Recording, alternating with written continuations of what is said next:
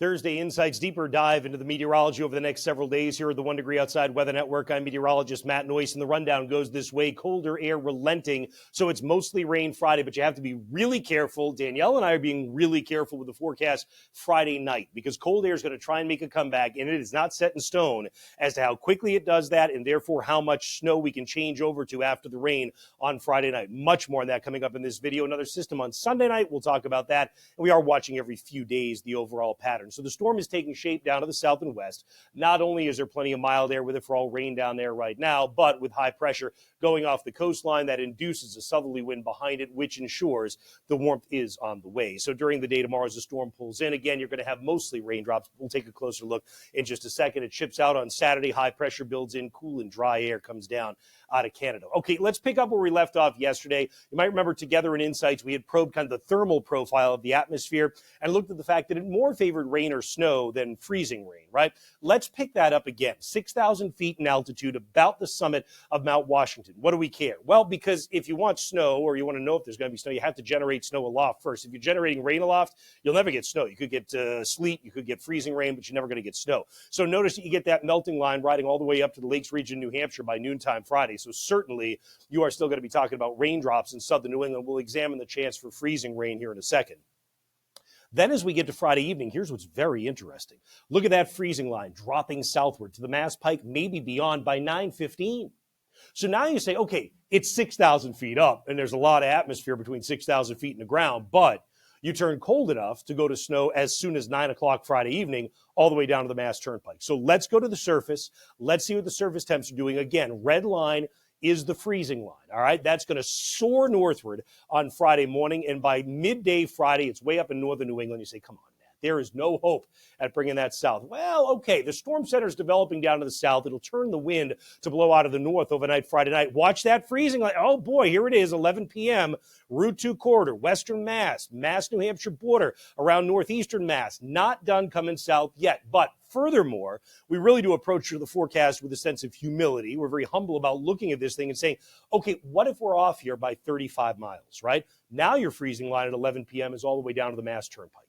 And it's for that reason that 25% of available solutions are still cranking out about 3 inches of snow all the way down to Boston. So, look, that's not the majority. That's not the most likely forecast, but you can't totally close the door on that until we get closer in and can really nail down the timing on the freezing line. As for the freezing rain part of that, look, tomorrow morning, see what I mean? 32 Hartford, 31 Danbury, 31 Springfield. Now, mostly with showers arriving during the course of the mid-morning, temperatures come up. But certainly some of the valleys around northern and western Connecticut, western Mass, even western Worcester County and out by the Quabbin may hold enough cold for some at least isolated freezing rain showers to come down in the early going tomorrow morning. Then we warm up, although admittedly, even at midday, some of the valleys around the Monadnock region or the southern Greens may be able to get a freezing rain shower, while the majority of us find temperatures rebounding to the 40s. Again, not a lot of precipitation in northern New England, which is great if you don't want to hurt the snowpack up north. And then once it does arrive Friday evening, there's 5 p.m., now you've got snow breaking out in the north.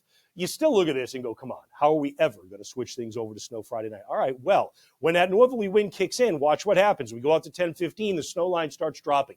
Make it down to Route 2, make it down to western Mass, make it down to the Mass-New Hampshire border in northeastern Mass. Now, admittedly, the ground's going to be warm. You're coming off a day in the 40s, right? That's going to melt on contact at first. The temperatures still aren't below freezing, even in Manchester, New Hampshire. So this is not a snow like the other night where it's like fluffy and adds up fast. It's a wet, pasty rain changing to snow scenario. However, if the precipitation lasts deeper into Friday night, let's go forward and stop about 1:30 or 2 in the morning.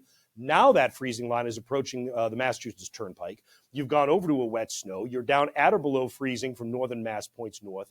And now you have a chance of not only making it stick, but also perhaps getting the roads to go downhill. So if you're someone who treats roads, parking lots, walkways, etc., I want you to stay on top of this forecast for Friday night. Of course, we'll have a very important update for you coming up in tomorrow in Insights as well.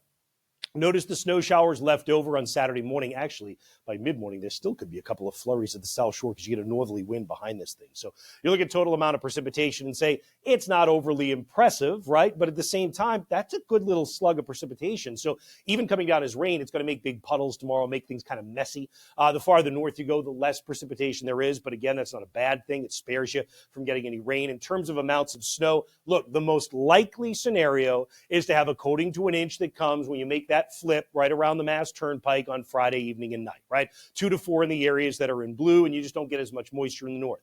That's the most likely scenario.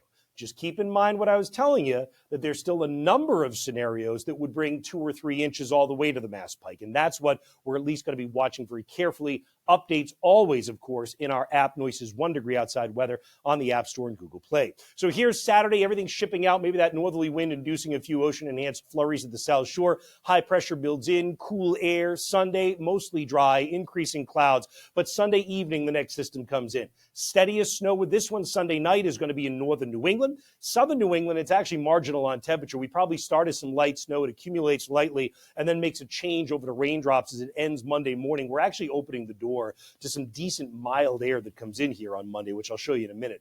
As for the pattern farther out, let's start with that Sunday jet stream. There's a little kink, a little disturbance that comes in for your Sunday night, right? It opens the door to warmth, but I actually am not negative on this pattern as someone who's looking to say, do you have more snow potential in the forecast? Because you're ripping it off the Pacific. We talked about this in pattern predictions at the start of the week, but there's energy and moisture there. And you really aren't favoring bringing up huge slugs of warmth as disturbances continue to come through toward the end of next week, maybe again toward the end of next weekend. So you get the idea. We'll stay on our toes. Speaking of being on our toes, let's be careful tomorrow with that forecast for tomorrow night. We know that during the day, temperatures on the rise, probably rises actually into the 40s for a number of folks for a while, sinks back down Friday night so that Saturday is a cool day. High temperatures likely only be running somewhere around 30 degrees, 20s in the north. Sunday is cool as well. We expect the clouds to increase, and then that next chance of precipitation Sunday night that by Monday probably is out of here, and that's when the milder air spreads back in. Keep those reports coming. We always appreciate seeing your photos and sending in your reports through our website and our Send to Us tab on the app. And if you haven't liked us yet and subscribed yet on YouTube and you have a YouTube account, please make sure you do that right now. Have a great day.